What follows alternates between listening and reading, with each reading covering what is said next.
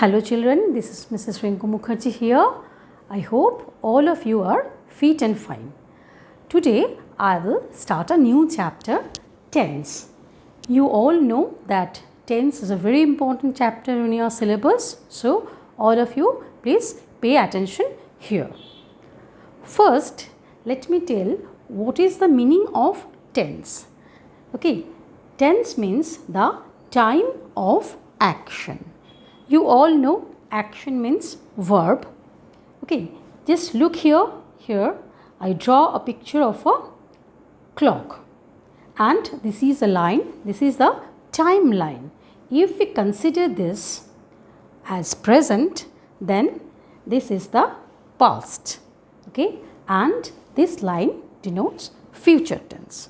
Okay, then there are three tense: past, present and future. Now let us start with present. Present, it denotes the habitual action and the action that takes place immediately. Habitual action means that the action that we do every day. For example, the sun rises in the east. Okay, and the action that takes place immediately, that means that is happening now. For example, just look here, I go to school.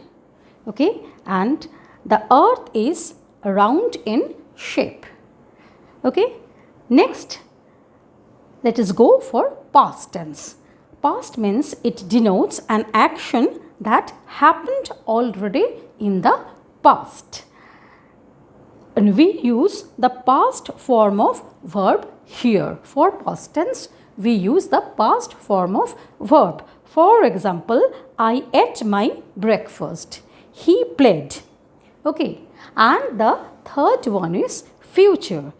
It denotes an action that will happen in future. We use will and shall with the verb for future tense. For example, he will come soon, or I shall go to Delhi next week. These are the main concept of past, present and future tense. Now I will talk about the sub-part of this tense. There are 4 sub-parts for each tense. They are the simple, continuous, perfect and perfect continuous. Then all together, just look here for past tense, simple past, past continuous, past perfect and past perfect continuous. For present, simple present, present continuous, present perfect and present perfect continuous. And for future tense, simple future, future continuous, future perfect and future perfect continuous. Then all together 12 tenses are there. Okay, here I want to tell the verb forms. These are very important when you will learn the tense. Today I will discuss about the 5 forms of the verb. First, the basic form. Let us take one example. Go. Go is the basic form. We use this basic form for present tense. Next one is past form. Went.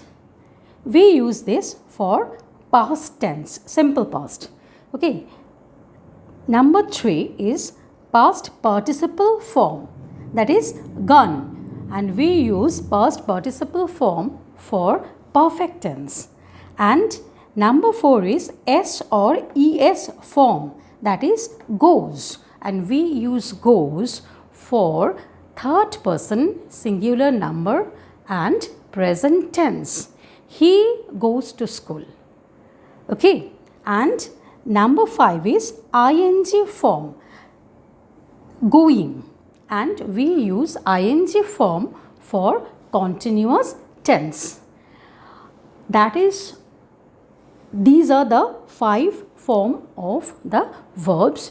All of you should remember all the forms, and in the next class I will go for the subwords, that means simple, continuous, perfect and perfect continuous. And that is all for today. Thank you children. Have a nice day.